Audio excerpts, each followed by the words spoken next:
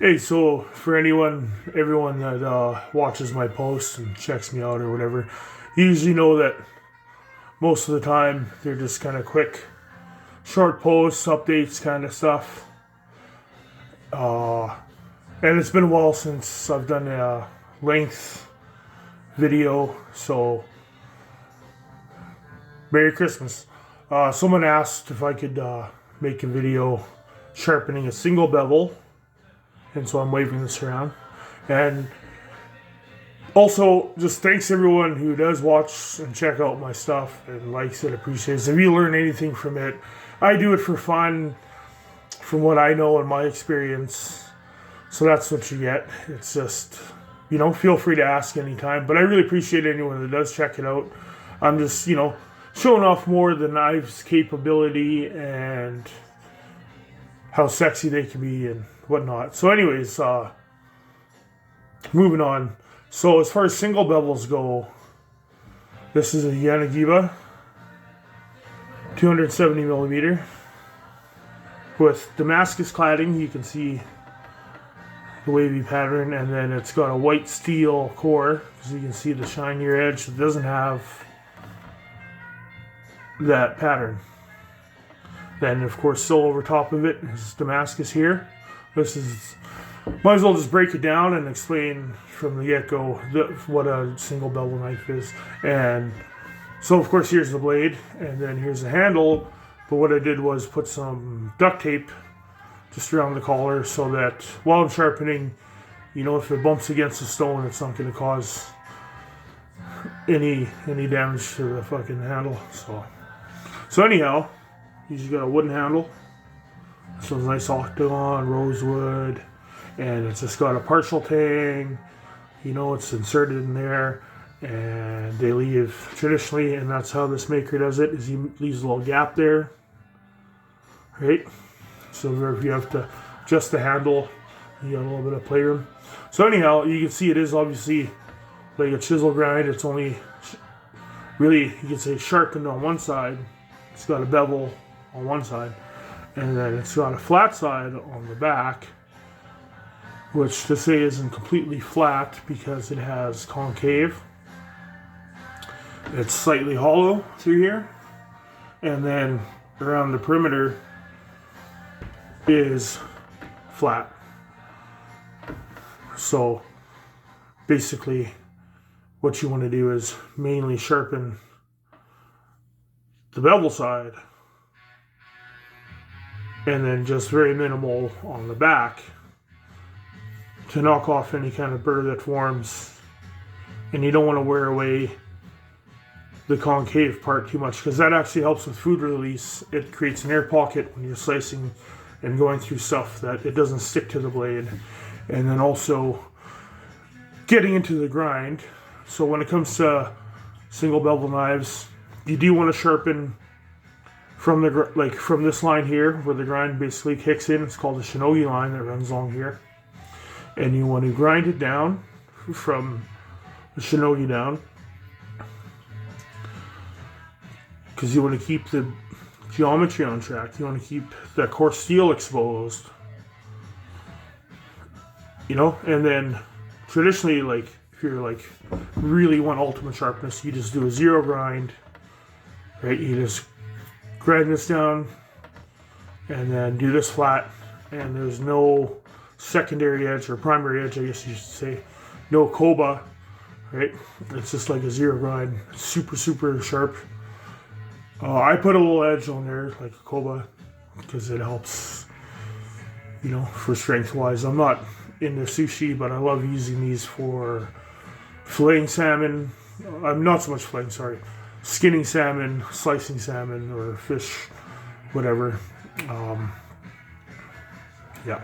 So anyhow, and then also too, I grind when I thin, and this is the first time I thinned it, so I went predominantly flat on the bevel, just to get a nice even grind. And then eventually you want to you don't want it so flat, you want it concave or convex. So it's goes like this a little bit, And that helps with food release. It keeps it stronger. And also, if you do put no cobalt in there, it adds strength as well. So I've already thinned this on a 200 grit whetstone and then cleaned it up on a 400, and now I'll demonstrate the actions involved on a 1000 grit, which is right here.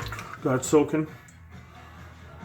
It's a Naniwa traditional 1K, and it's a soft stone, and you got to soak it, and that's why I like it for thinning and polishing, because it actually, like, it gets muddy and any kind of low spots or whatever, it just gets in there and it makes it look way more uniform. But you got to keep them flat. They're soft, so they do wear quick. That's why they get muddy and stuff. But they wear quick, so I just flatten this. Just flatten it, nice and flat. Keep this dry anytime. So just another quick things like, okay, so here's my diamond plate. I used to keep the stones flat. Tomo 140 grit. The toothbrush, if anyone ever does wonder, that's for actually brushing any kind of debris that gets in between the diamond stone there. And then this is my 200 grit Naniwa. And then that's what I initially set the bevel on. And then here is a Naniwa Chosura 400 grit, which, like I said, I've already gone through.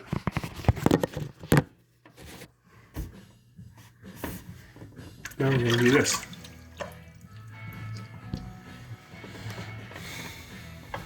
So, someone's asking how I sharpen knives, and it's not going to be anything way off, but I found how I sharpen Single Bevel knives, and what I found is that, they say, and traditionally I will follow this a lot, is that I would keep, here's my stone running north and south, let's say, and then the knife will be at an angle, kind of like northeast or northwest, southwest, and I would run the blade back and forth at an angle, keeping the bevel over it.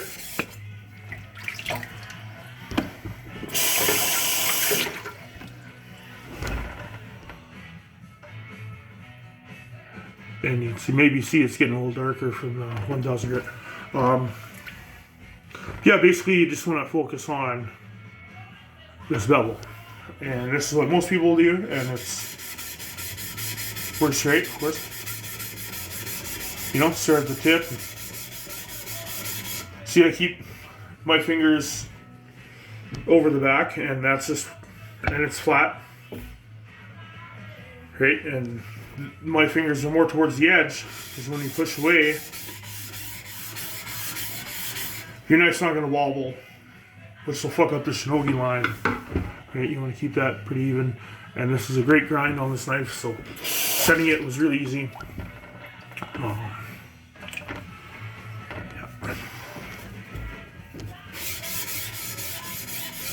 And you just work your way from tip to heel, heel to tip kind of thing.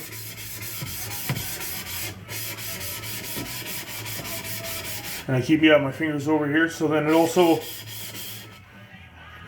even though I'm keeping it flat, it does give a little bit of convex to it. And this thumb and my fingers here are holding the handle and also helping stabilize how I'm holding my angle.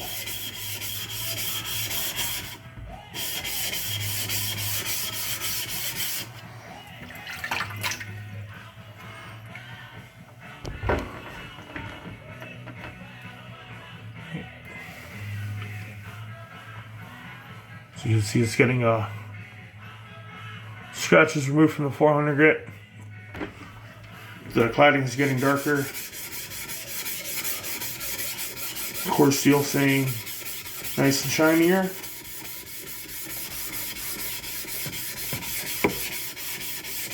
Okay, so it should be that way. But also, what I like to do is, you can see it shows up pretty even here.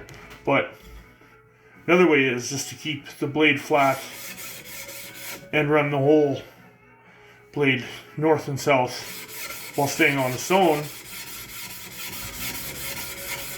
Now the philosophy behind it is that I notice the polish is very nice, more consistent. It helps a little bit keeping the stone flat while you use it. Gets a little tricky when... Okay, here we go. I'm going to do the back portion.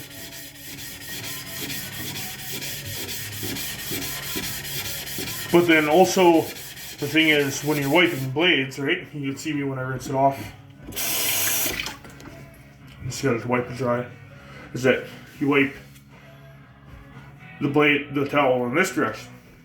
So since the scratches are going in that direction, when you're wiping that direction, it doesn't mess up the scratch pattern too much, right? So in order to keep it convex, is like you basically want to maybe keep some pressure on the edge so you get your nice sharp edge. Great. And then you can kind of, you see what I'm rocking my wrist a bit here while keeping it steady on the stone.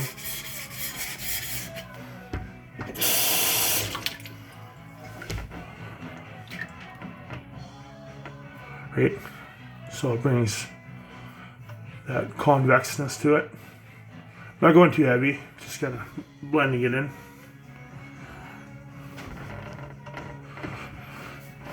Then once you get basically your bevel done from heel to tip, you want to get pretty consistent. As consistent as possible, of course, especially when I first set the bevels. There's going to be low spots and some things, but get the majority of it, and over time it'll work its way out. But once you basically, like I said, get this bevel, then you get I shouldn't demonstrate with this stone. I better switch it up.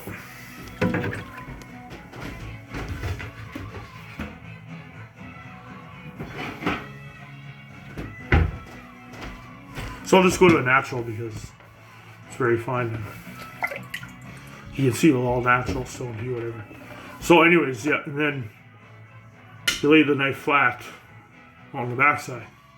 You don't have to worry about any angle, right? The front side you already did the angle, and most of it is built into the knife already because you just lay it on the bevel. The back you lay on here, and the reason why I say you just want to switch to a finer stone, if I didn't mention that, you got to switch to a finer stone because you just want to knock the burr. So you want to go along the bevel, right? Make a burr, make it even grind, make a burr so you can feel, when you go like this along the other side, you'll feel like a little lip of steel coming up over the edge. That means you actually ground the edge on one side. After that, that's when you want to knock that burr off. So you go to a fine stone, and you want to use a fine stone because you don't want to take too much off the back. Like I explained before, it's concave, right? So you want to keep the concave. And you just use fine stone enough to knock it off. And as you keep the knife flat, keep your fingers over the knife that are over the stone and work your way back and forth, up and down. Now you can see the blade, I keep this way. Go back and forth, back and forth. So once you switch to finer stone, then you basically kind of repeat going this way on the main bevel, right? Go back, keep knocking that burr off nice and fine. Clean up the edge on both sides.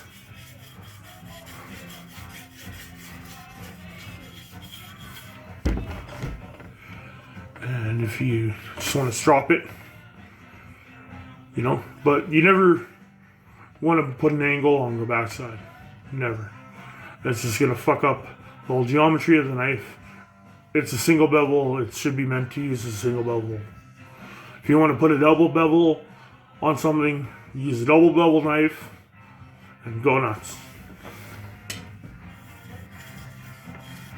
Yeah, just clean up the back side. And then you would keep going over the other side. However, which way, like I said, you know, it may also go this way.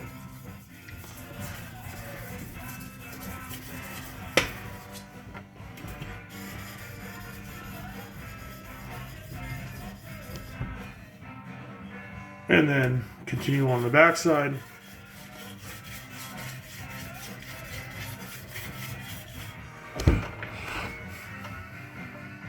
So, in a nutshell, but still describing it, that's how I would sharpen a single bevel knife. And then, like I said, you know, that's like say a zero grind, and then when you put convexity or whatever into it, that would strengthen the edge and help with food release. And it adds strength. But what you can do is also, like I said, lay it flat, raise it like you would to find an angle on the double bevel, and you can sharpen very lightly on one side, like a nice little edge. Right? But regardless, you still want to keep the flat side flat.